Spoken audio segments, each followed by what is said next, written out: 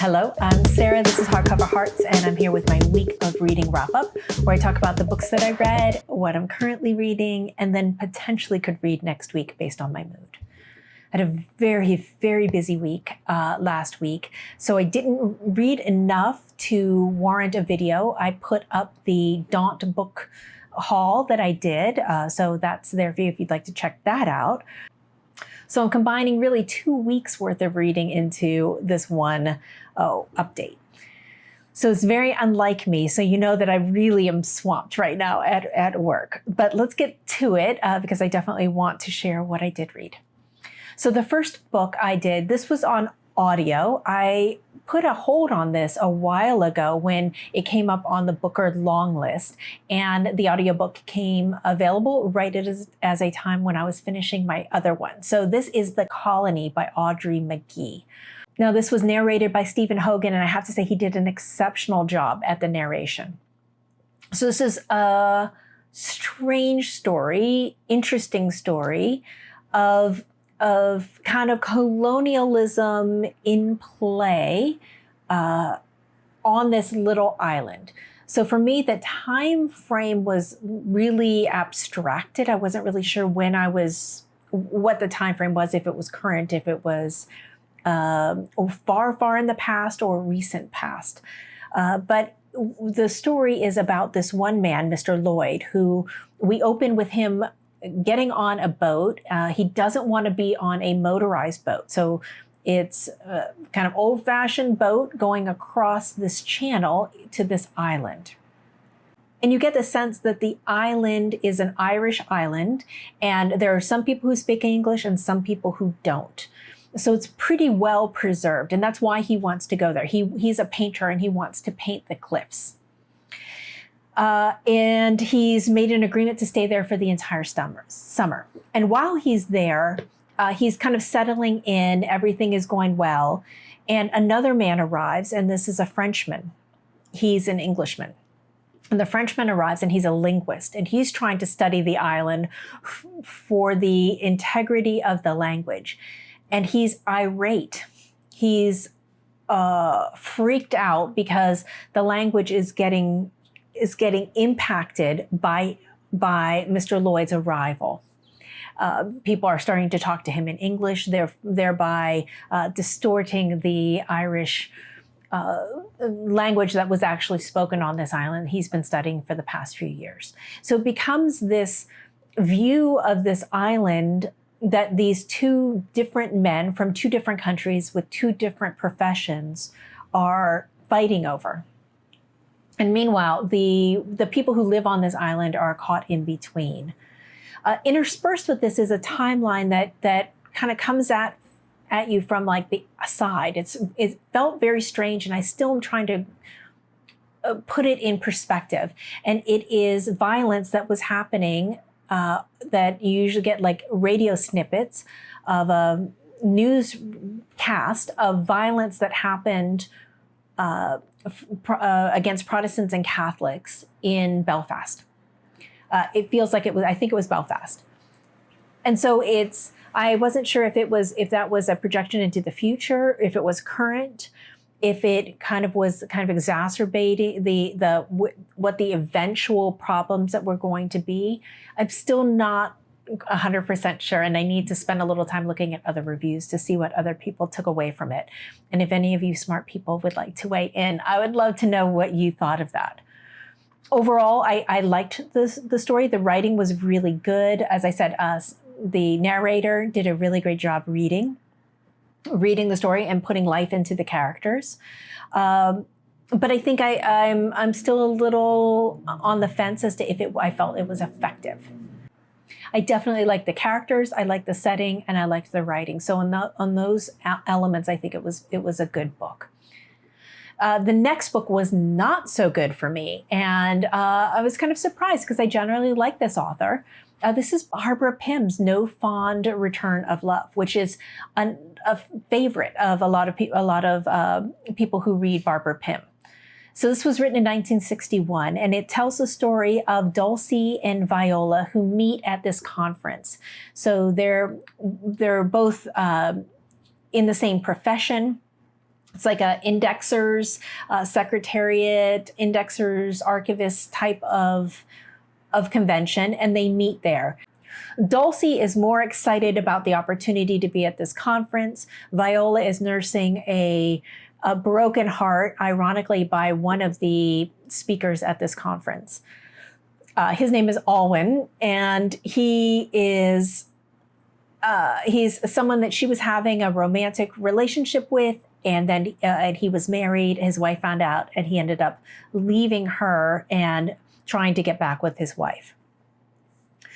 They form, Dulcie and Viola form a strange, symbiotic, codependent, not comfortable friendship.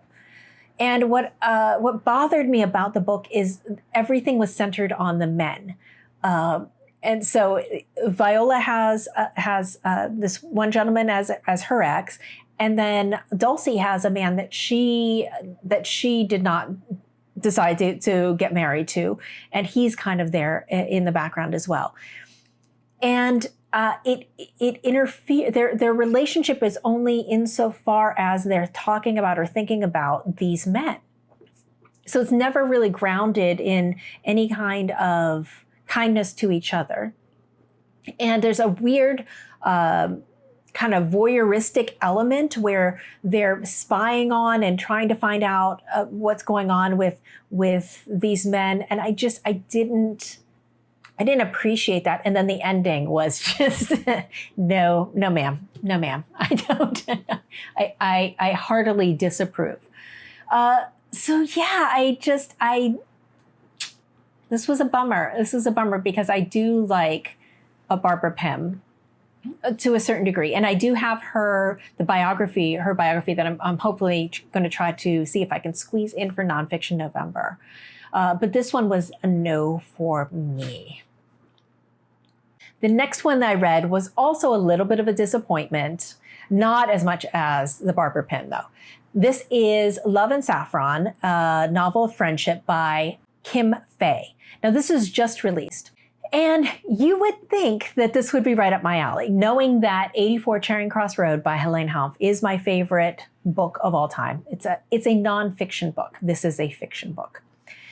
My challenge with this book is that it feels too formulaic. It's almost has taken that as its model and then found a way to replicate it in a different era. And try to capture some of the same magic. And I felt it was a little too forced for my taste. So we have, the story is set in 1960s, and we have two women, Joan, who's in her late 20s, and Imogen, who's in her late 50s. And they start a correspondence over food. So Imogen has an article in a magazine that Joan has read, and Joan was so enamored with the article and with her writing that she sends her a gift and a letter to Imogen. And enclosed is Saffron. And then they start a communication and a letter correspondence about recipes and about food and about food culture. Now, Joan lives in LA, and so she talks a lot about Latino food and all of that, and her explorations into different markets and finding different culinary delights, and she shares those with Imogen. Imogen shares stories about how her husband has come out as a gourmand and is starting to experiment with different foods and how it's kind of breathing life into him and also into their marriage. And then it kind of trails off into some other areas of their lives and some personal aspects of things that they're going through, as well as an overlay of their reaction to the Cuban Missile Crisis, as well as the reaction to the death of an assassination of JFK. I think this was, what do I want to say about this? You know, if you really love food and you haven't read 84 Charing Cross Road, you might really, really like this. For me, it was a little too sentimental. It was definitely pushing much more of this forced relationship between these two characters that didn't always feel true to life. There were, a lot of jumps in time that showed the evolution, but what was different about 84 Charing Cross Road is that was real and it felt real. Whereas this kind of just immediately came together very quickly. So yeah, I would love to know if you've read it. What did you think? Am I being too harsh? I would love to know your thoughts on that.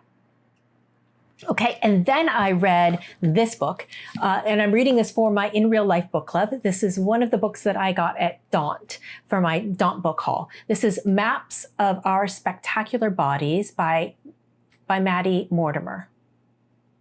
Really beautiful cover, and this is a signed edition that I got from Daunt in the UK. So I'm reading this with my In Real Life book club. I've already told them they're not allowed to watch this video because we're going to talk about this very soon, but not yet. So this is a preview of my thoughts. I really liked this book. I don't think it's a perfect book, but I think it's a strong book that has something to say about the end of life. We meet our main character, Laya, as she has just received the stunning news that her cancer has returned, a cancer that she thought was gone. And she has to share it with her teen daughter, Iris, and her husband, Harry. They're a close family. They've gone through it before, but they thought this was done. And she really thought that she was getting better. And so this just completely takes her out and is a shock to her system, to all of their systems. And they have to learn to face the new situation in a different way. It's what I liked about this book is that it is very visceral. It is it's unflinching. It's horrific. It's scary. It's very, very sad. But at the same time, there's real caring, real emotion that feels grounded in truth. The thing that didn't always work for me, though it worked more than I thought it would, is that there is a undercurrent, there is another character, and that's her illness.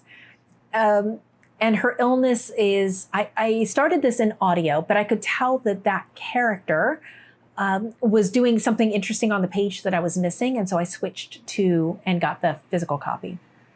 So the illness will actually talk about moving through the body and actually takes on different forms. One of the things I found interesting is that as her illness progresses, her memories of herself and the illness's memories start to intertwine and they start to interconnect, which just kind of indicates that it's taking over. It's becoming a part of her less than it is something that sits outside of her or something that's happening to her. It's all interconnecting in a way that's really terrifying and really sad. I thought it was, I mentioned intimate. It's a searing look and very, very painful look at the end of life and the decisions and the conversations and the impact that it has on a family, not just the person who's going through it. I really found it tremendous. There's some scenes in here that I'm looking forward to talking over with my In Real Life book club that made a huge, profound impact on me about her being out in the world and interacting and facing things that women face, but knowing that she has this secret that she's actually dying and that her body is working against her. It made an impact. So yeah, I would love to know what other people think of this book. If you've read it, please let me know. Okay, so that's what I read. So let's talk about what I'm currently reading. I'm doing a group read of The Books of Jacob by Olga Tocharchuk and translated by Jennifer Croft. This is also a signed edition that I got. I got this one here in San Francisco at Green Apple Books. This is quite interesting. After reading Tomb of Sand with a bunch of people last month, this is a completely different experience. It's very historical fiction driven, feels Victorian in that there are a lot of characters, a lot of through lines and through threads. And I'm learning so much about a part of Europe, Eastern Europe, that I knew nothing, very little about. And also this history of Jewish culture, Jewish history about this man who claimed to be the Messiah, Joseph Frank. Really interesting. I'm so thankful to be reading this with other people who are bringing a lot of insight in. So thank you all very much if you're reading still along on the ride with me for this.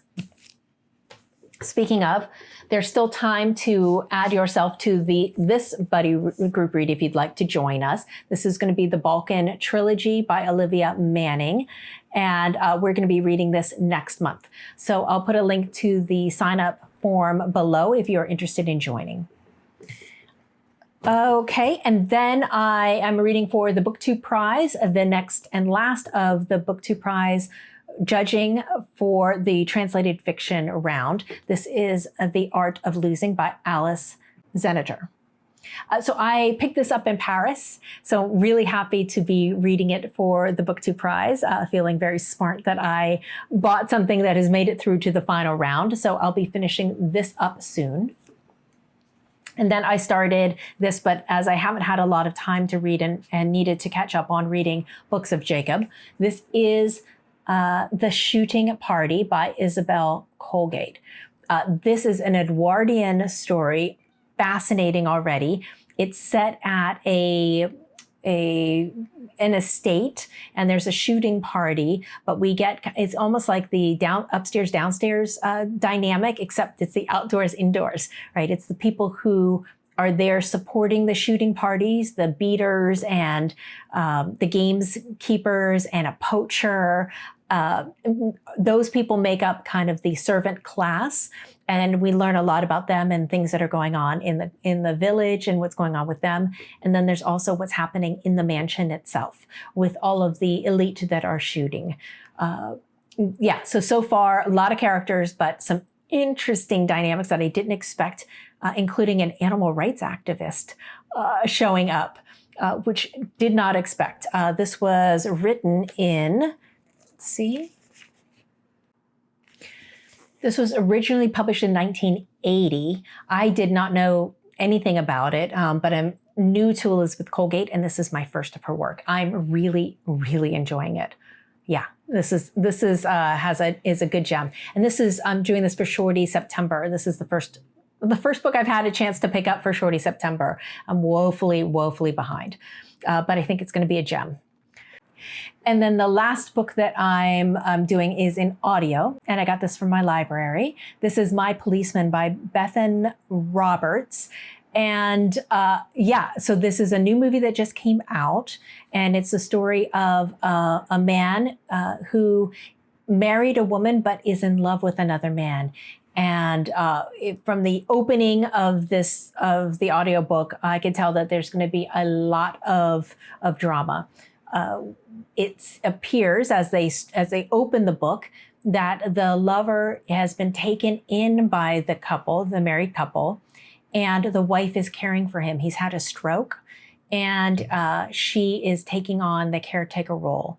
But sounds like she knew about the relationship. She was aware of it, but we don't know if she approved of it or how involved was she in this trio, in this dynamic. So really excited. I've heard really good things about this, so I'm really looking forward to getting a little bit more time with it. So that's it. That's all the books that I have on the go and have completed. Please let me know if you've read any of these, what your thoughts were. If you have any recommendations based on these, please let me know. And I hope your reading was better than mine this last week. Thank you so much for watching, and we'll talk soon. Bye.